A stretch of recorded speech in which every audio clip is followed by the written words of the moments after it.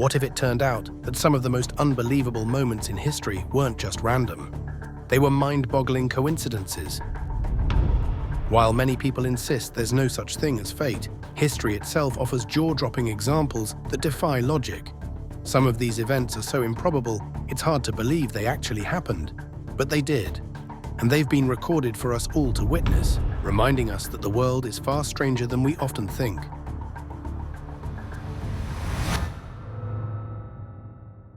Titanic and Titan. Few events in history are as infamous as the sinking of the RMS Titanic. On April 15, 1912, the opulent ship met its tragic fate when it struck an iceberg in the icy expanse of the North Atlantic, killing over 1,500 people. The disaster has been the subject of endless speculation and retellings. Yet, remarkably, a strikingly similar tragedy was foretold more than a decade earlier in a work of fiction by author Morgan Robertson. In 1898, Robertson, a seasoned sailor with a wealth of experience at sea, published Futility, a tale about a massive ocean liner named the Titan, which meets a tragic fate strikingly similar to that of the Titanic. The novel's ship was hailed as the largest and most luxurious liner ever built, and like the Titanic, it was deemed unsinkable. Just like the Titanic, the Titan carried only enough lifeboats to satisfy the bare minimum legal requirements, an oversight that would prove catastrophic when the ship struck an iceberg during its maiden voyage. Nearly 3,000 lives were lost as the Titan sank into the icy depths. What makes this eerie coincidence even more remarkable is the uncanny similarities between the Titan and the Titanic. The Titan was described as being just 83 feet shorter than the Titanic. Both ships boasted speeds of around 20 knots, and both collided with icebergs in mid-April. But perhaps the most chilling parallel was the fact that neither ship carried enough lifeboats for its passengers, a grave oversight that sealed the fate of thousands. After the Titanic disaster, many were quick to dub Robertson a prophet, believing his 1898 novel had predicted the events of April 1912. But scholars have a more grounded explanation. Robertson, who had spent much of his youth working on ships, was intimately familiar with the dangers posed by massive ocean liners. The advent of these larger ships, especially in iceberg-prone waters, must have struck him as a potential disaster waiting to happen. His novel, therefore, was less a supernatural prediction than an informed speculation about the risks of building unsinkable ships without adequate safety measures. The similarities between Robertson's novel and the Titanic disaster are striking yet likely coincidental. In the story, the focus shifts from the ship's sinking to two survivors, a lookout and a young girl struggling to survive in the Arctic. This suggests Robertson wasn't attempting to predict the future, but rather exploring broader survival themes. His knowledge of naval engineering may have helped him foresee potential dangers for large, unsinkable vessels. Ultimately, Titan's story highlights how life can sometimes eerily mirror art, though such coincidences are more fascinating than prophetic. Game Roy Burton. Unexpected events often happen in ways that defy explanation. Sometimes a random interaction or a seemingly trivial incident can ripple outward, affecting lives in profound ways, whether for better or worse. One example is when someone has a vivid dream about a person they haven't seen or thought of in years, only to unexpectedly cross paths with them soon after. These moments of serendipity occur all around the world, yet they often leave us scratching our heads, as they seem to carry some deeper significance we can't quite grasp. Whether these coincidences truly have hidden meanings or are simply random chance is still debated. But for those who experience them, there's often a sense of something greater at play. Roy Burton, a history professor and former Texas Ranger, shared a memorable story from his past with his students. In the 1940s, while patrolling the Rio Grande, he became lost in a canyon at dusk and attempted to climb a cliff to escape. Near the top, he slipped and almost fell to his death, but a fellow ranger, Joe, appeared just in time to save him by grabbing his rifle strap. Years later, while recounting this story to his class, Joe unexpectedly entered the room, reuniting with Burton at the precise moment he was reliving their shared experience. This remarkable coincidence has since intrigued those who study the mysteries of fate, hinting at life's sometimes inexplicable connections. Napoleon. Regardless of his fame, numerous aspects of Napoleon Bonaparte's life are less well-known aspects of his life that might surprise many. While he earned the nickname Little Corporal due to his perceived small stature, Napoleon was actually around 5'6", which was average for men of his period. The misunderstanding about his size may have originated from his preference for surrounding himself with taller soldiers, making him appear shorter in comparison. In addition, Napoleon had a peculiar aversion to doors being left open. He enforced a strict rule that anyone entering a room where he was present should only open the door as wide as necessary and shut it quickly behind them. His favorite dish was roast chicken, onions, and fried potatoes, though he ate in complete silence, finishing his meals in under 20 minutes. Remarkably, he only slept for around 4 hours each night, likely to maximize his productivity as he was famously driven and work-oriented. However, he was not particularly skilled with firearms and wasn't an accomplished rider either. A superstitious man, Napoleon believed that luck was a force influencing everyone's fate. This belief was reinforced by an event on December 24, 1800. That night, he, his wife, and several others, including his stepdaughter Josephine and his sister Caroline, were on their way to attend a theater performance featuring the composer Haydn's new work creation. On the night of a public event, Napoleon and his group, dressed and ready, were slightly delayed when General Rapp adjusted Josephine's shawl in an Egyptian style. With Napoleon's cavalry escorting them, their coach, driven recklessly by a drunken driver, sped towards the theater. Nearing their destination, a bomb intended to assassinate Napoleon exploded in a nearby carriage just after they passed, narrowly missing them. Though unharmed, they attended the performance briefly before leaving due to safety concerns. The attackers were later apprehended, and it's believed that without the initial delay, Napoleon might not have survived, potentially changing the course of history. Space. Extraordinary coincidences weave through the natural world, many of which go unnoticed, yet play a crucial role in shaping life as we know it. One such marvel is the behavior of water. When it freezes, it becomes less dense, causing ice to float rather than sink. This may seem like a small, insignificant detail, but without it, lakes and large bodies of water would freeze from the bottom up, trapping aquatic life beneath solid ice and rendering survival impossible for many species. For years, climbers believed summiting Mount Everest without supplemental oxygen was impossible, until Reinhold Messner proved otherwise. His ascent demonstrated that Everest's peak is at the very edge of human endurance for breathing unassisted. If the mountain were only a few hundred feet taller, it would likely exceed human limits, an unlikely coincidence aligning with the altitude of the world's highest peak. In a cosmic parallel, an equally rare alignment exists with the Moon and Sun. Though the Sun is about 400 times larger in diameter than the Moon, it's also about 400 times farther from Earth, causing them to appear the same size from our perspective. This precise alignment is most striking during a total solar eclipse, when the Moon fully covers the Sun. This phenomenon is unique to Earth. Finding another cosmic alignment like this is nearly impossible to calculate. Yet the vastness of space leaves the possibility open. Poker. For some, the game is more than just cards and chips. It's a high-stakes showdown where skill, nerve, and fortune collide. At the top of this world stands Brian Kenny, the all-time poker earnings champion, with a staggering $655 million to his name. Anyone who has witnessed a high-stakes match knows how thick the tension gets, especially when only a few players remain in the running for the life-changing pot. But even the most intense games today pale in comparison to the brutal life-or-death stakes of the past. In 1858, Robert Fallon discovered just how deadly the game could be. During a high-stakes poker game with a $600 pot, a small fortune, in those days Fallon was on a hot streak. But when an opponent realized Fallon had been cheating, the situation took a violent turn. The details of his trickery remain unclear, but the response was immediate and deadly. Furious, the man drew a gun and shot Fallon dead, ending the game with a single shot. What followed was straight out of a Western. Witnesses were left stunned, but no one hesitated to continue the game. After Fallon was murdered mid-game, the remaining players decided to continue, unable to walk away from the large pot. They needed a replacement player, but no one dared to sit in Fallon's spot. A young man passing by heard about the money at stake and agreed to join, playing with Fallon's $600. He quickly multiplied it to $2,200, showing remarkable luck or skill. As police arrived, Fallon's killer was arrested, and officers ruled that Fallon's $600 should go to his next of kin. The twist? The young man who took Fallon's place was, unknowingly, Fallon's estranged son, abandoned 7 years prior. Without recognizing his father, he had come full circle, claiming both his father's money and a part of his legacy.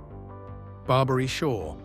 Being an author is challenging, with few writers able to support themselves solely through writing. Yet many pursue it for the joy of creating new worlds. For Norman Mailer, a Harvard graduate, an unexpected twist shaped his career.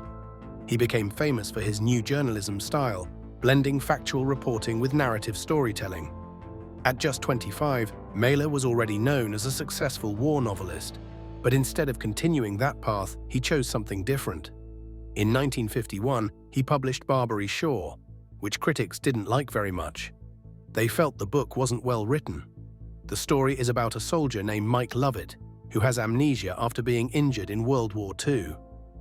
He can't remember his past and ends up renting a room in a house in Brooklyn. At first, Mailer thought about adding a Russian spy to the story as a small part. But as he continued writing, the spy became a bigger and more important character. Norman Mailer later shared that while writing, he felt as though he wasn't fully in control, as if ideas were coming from an external source. He even speculated that people might unconsciously receive ideas, possibly through telepathy. This notion intrigued him further after a strange coincidence involving his book Barbary Shaw.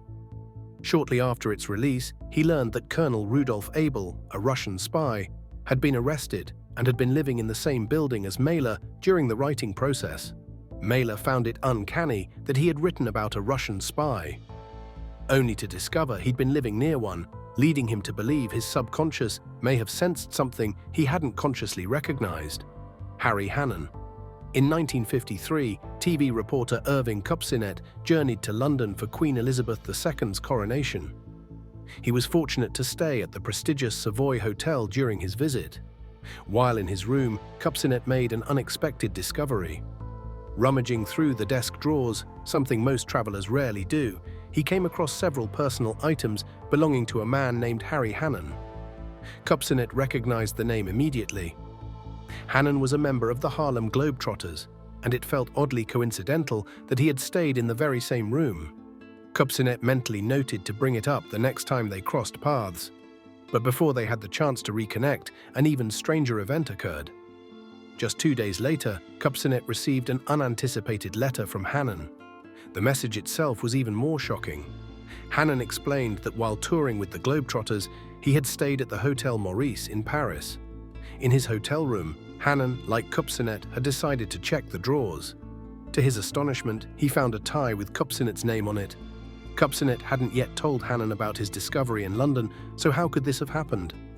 The odds of both men staying in different hotels in different cities and each finding a personal item linked to the other were astronomically low, almost like a scene from a novel or a film. Sadly, it remains unclear whether Kupcinet ever told Hannon about his discovery. But we do know he was deeply struck by the coincidence. He couldn't help but share the remarkable story of their improbable connection hundreds of miles apart. Hitler-Napoleon.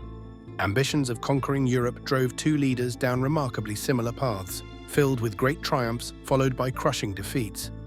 Rising to power while still young, they both reached extraordinary heights, only to see their empires crumble as their military campaigns faltered.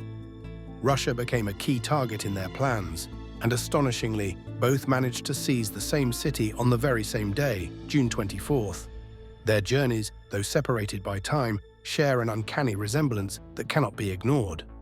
What's even more uncanny is how their lives seem to mirror each other in nearly every detail.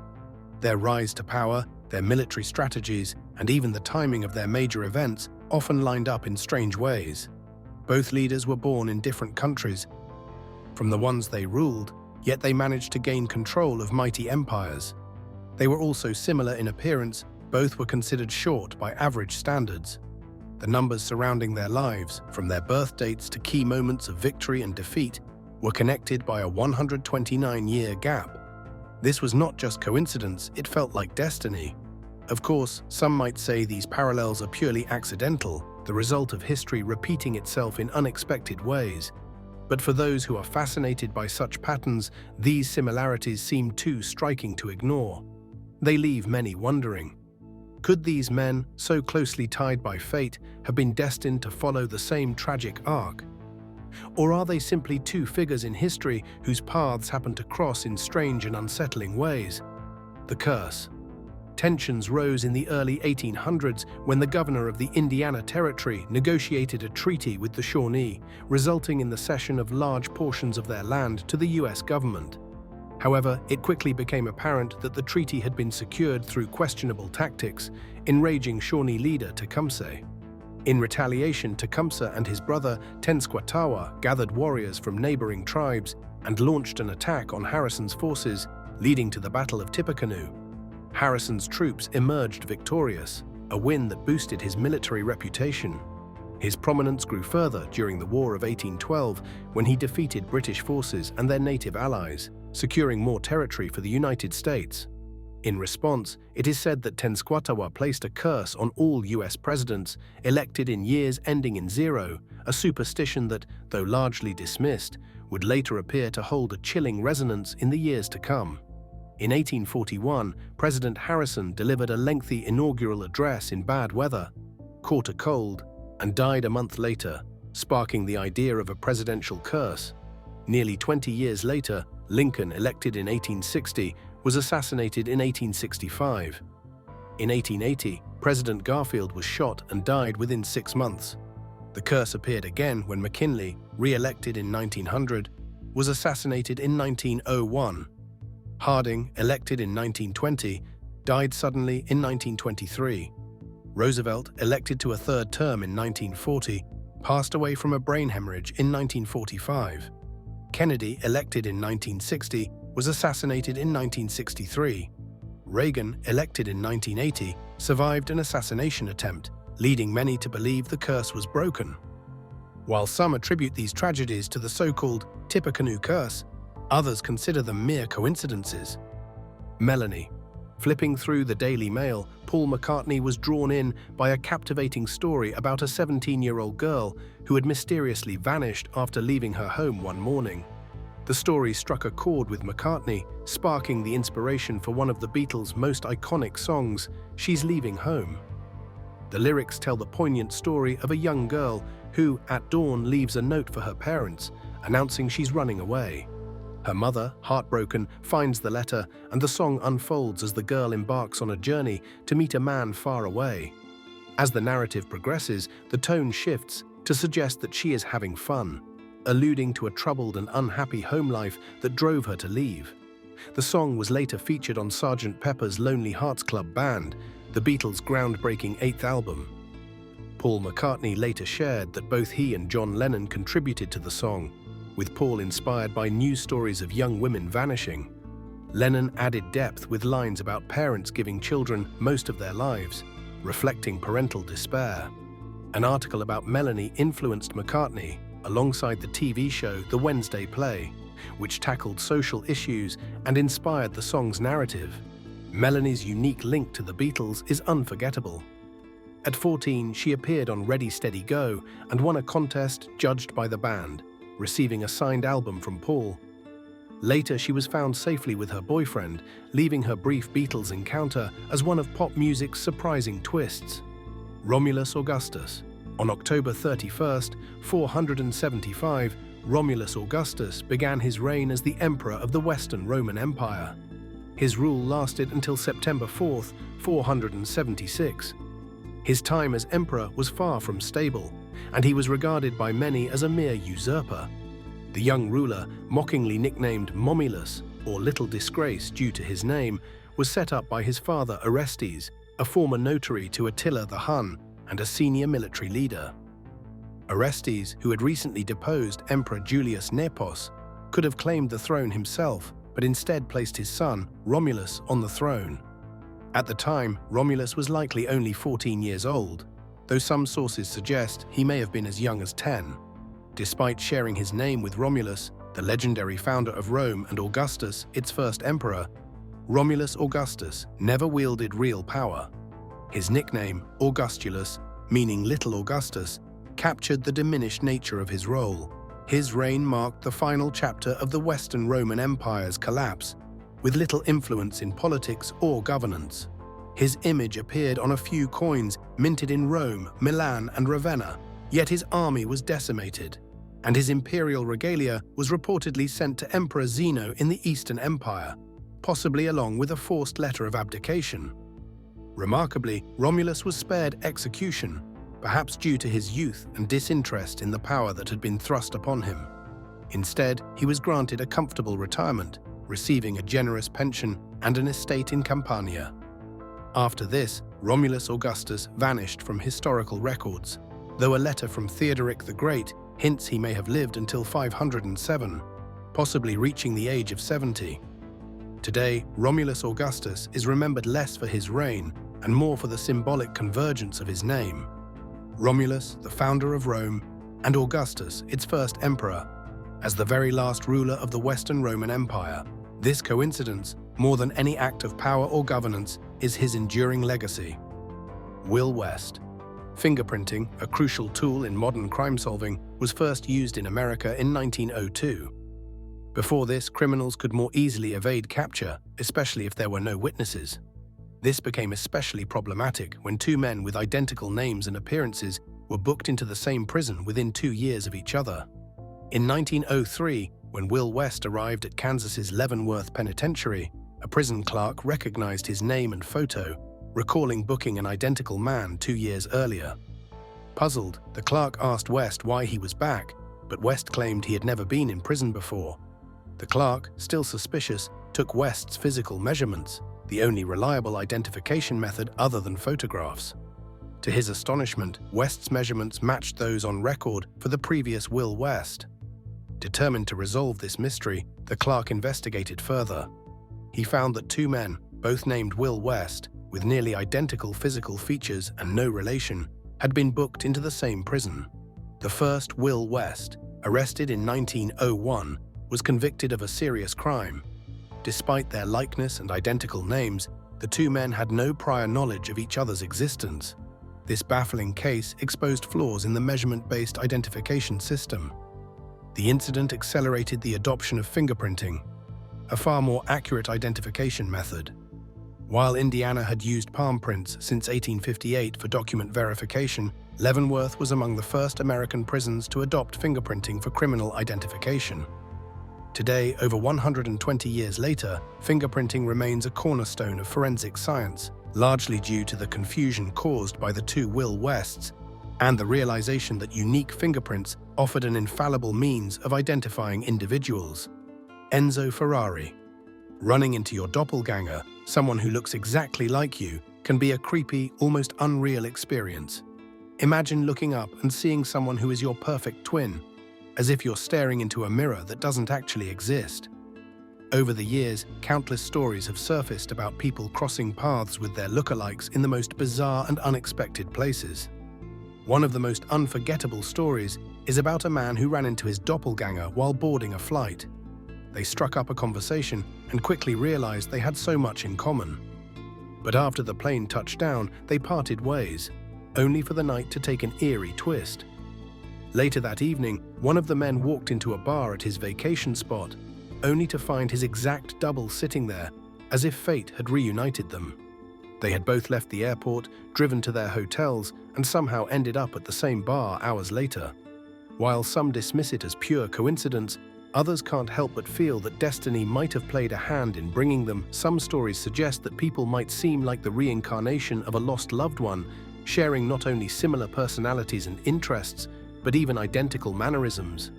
These individuals might favor the same foods, styles, and sometimes even exhibit a familiar voice tone, as though they're somehow channeling the essence of someone who has passed. One particularly intriguing example is the resemblance between Enzo Ferrari, the founder of Ferrari, and Mesut Özil, the German football star. Ferrari, born in 1898, became a motorsport icon, creating a brand synonymous with speed and innovation. He passed away in August 1988, leaving an indelible legacy in the world of racing. Just 2 months later, on October 15, 1988, Mesut Özil was born in Germany. Rising to global fame, Özil dazzled fans with his skill on the football field. making 254 appearances for Arsenal and contributing 44 goals before retiring in 2023. The uncanny similarity in appearance between Ozil and Ferrari has sparked curiosity, as though he is somehow carrying on Ferrari's spirit. Whether mere coincidence or something deeper, this connection remains a captivating mystery. Cricket. Cricket, though less popular in the United States, has a massive global fan base, ranking as the world's second most popular sport after football. Originating in England, cricket spread through British colonialism and is now passionately followed in regions like India, Sri Lanka, Bangladesh, and the West Indies. With around 2 billion active players, the sport's appeal spans all levels of participation. Cricket's rules and formats can be complex for newcomers. Test matches can last up to 5 days, while one-day matches run about 7 hours, and the shortest, T20, takes around 4 hours. Like baseball, cricket is a sport rich in statistics, with fans meticulously tracking a batsman's career average, a bowler's economy rate, and fielding stats. This data-focused culture led to the discovery of one of cricket's most fascinating coincidences, a testament to the sport's intricate and engaging nature. As of 2013, only 80 cricketers had played 100 test matches for their country. On August 1, 2013, both Michael Clarke of Australia and Alistair Cook of England reached this milestone in the same match. However, the coincidences didn't end there. The game was heavily impacted by rain, ending in a draw and allowing England to win the series and retain the Ashes, an ongoing contest between the two nations, played every 2 years. The match concluded with an incredible coincidence that stunned viewers and broadcasters alike. Clarke ended his career with 7,964 runs, while Cook had 7,955, bringing their combined total to 15,919 runs. The exact number of test matches they played together, 200. The symmetry continued. Cook had scored 25 centuries and Clarke had 26, totaling 51 centuries. This fascinating detail was even more striking when compared with India's cricket legend Sachin Tendulkar, who also played 200 test matches and scored 15,928 runs. The almost identical figures between Tendulkar and the combined total of Clarke and Cook emerged as one of the most fascinating coincidences in cricket history. Superman. One of the most famous superheroes, Superman is nearly indestructible, with only kryptonite, a fictional green substance from his home planet, Krypton, being able to weaken him.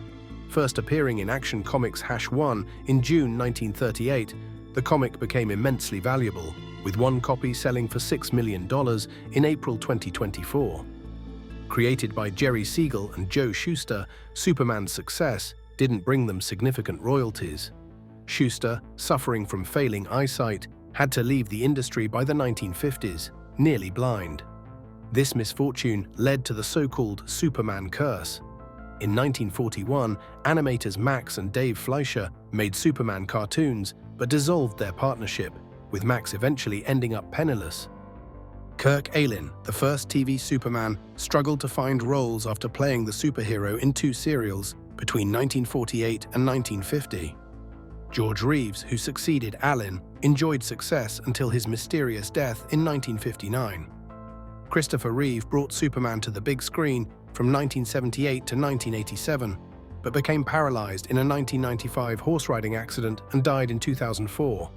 His wife Dana died of lung cancer in 2006. Other cast members faced misfortunes too. Lee Quigley, baby Superman, died from addiction. Margot Kidder, Lois Lane, had a severe car accident and later lived on the streets before recovering. Marlon Brando, Jor-El, saw his family suffer numerous tragedies, including his son going to prison. During the production of 2006's Superman Returns, crew members faced various accidents. These incidents have fueled the legend of the Superman curse, which remains a topic of intrigue. Lightning. We've all heard, lightning never strikes the same place twice, but Casey Wagner's 2013 experience challenges that idea. While attending an off-road event in St. Joe, Texas, known as Rednecks with Paychecks, rain clouds rolled in and it started pouring. Casey took shelter under a tree while his friend went to the restroom, a choice he'd soon regret. Lightning struck him, causing sparks to fly, but he remained conscious. Before he could react, another bolt hit his boot. Thankfully, a nearby nurse rushed to his aid, and he fully recovered. Casey survived not one, but 2 lightning strikes. Even more astonishing is the story of Roy Sullivan, a Shenandoah National Park ranger in Virginia, struck by lightning 7 times. His first known strike occurred while he was young, cutting wheat with his father. In 1942, while fleeing a storm, he was hit in the leg. In 1969, lightning entered through his truck's window, knocking him unconscious. Strikes followed in 1970, 1972, 1973, burning his hair, and 1976 while hiking. After retiring, he moved to Dooms, Virginia, only to be struck once more while fishing, losing hearing in one ear. Roy's life is a testament to surviving the unimaginable. Roy holds the Guinness World Record for being struck by lightning the most times, 7. Most people think he was just incredibly unlucky, but his story continues to fascinate and puzzle many. While driving his truck, a lightning bolt came through the open window and knocked him out for about 15 minutes.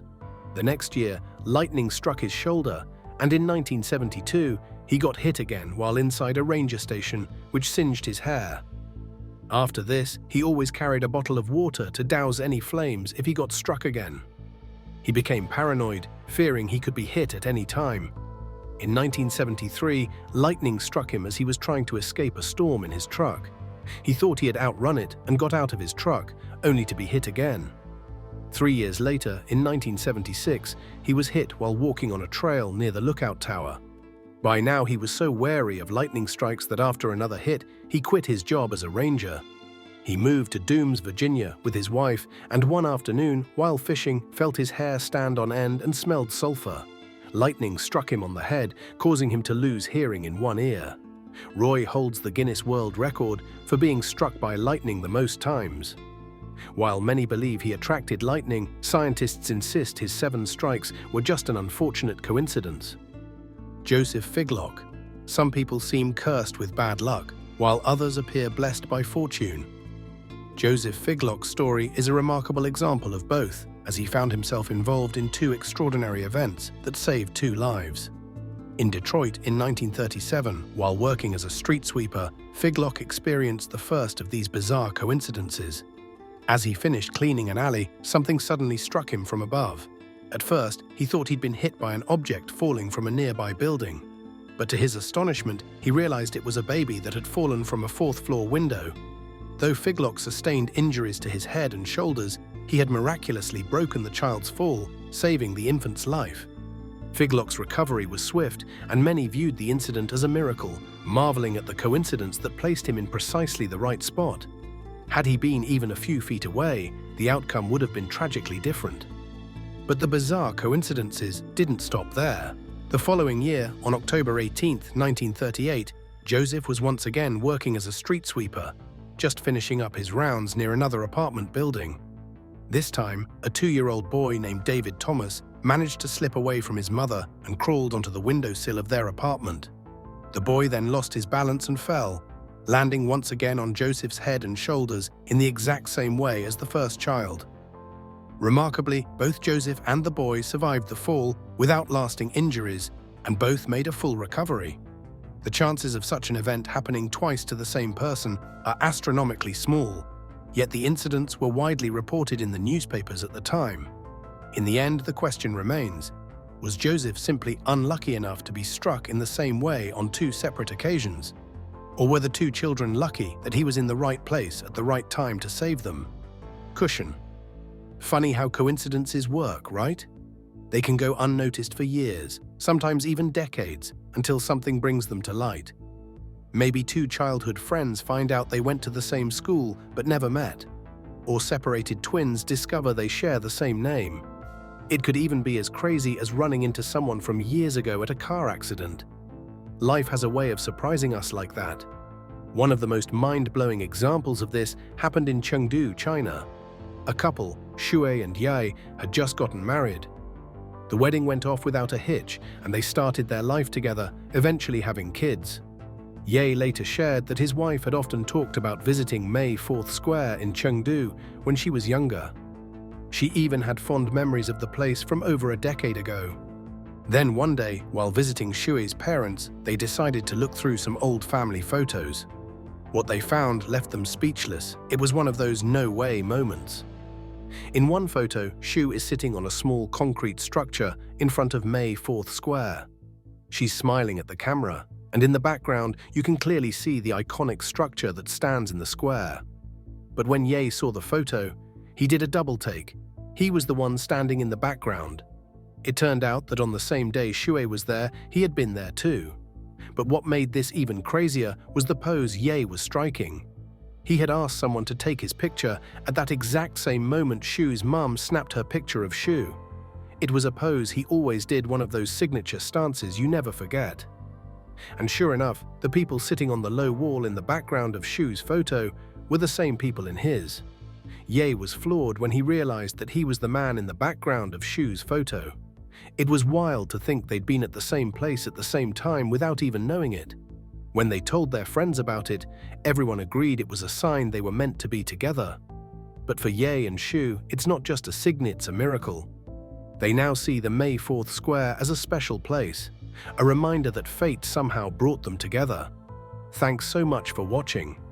If you enjoyed the video, don't forget to hit the like button.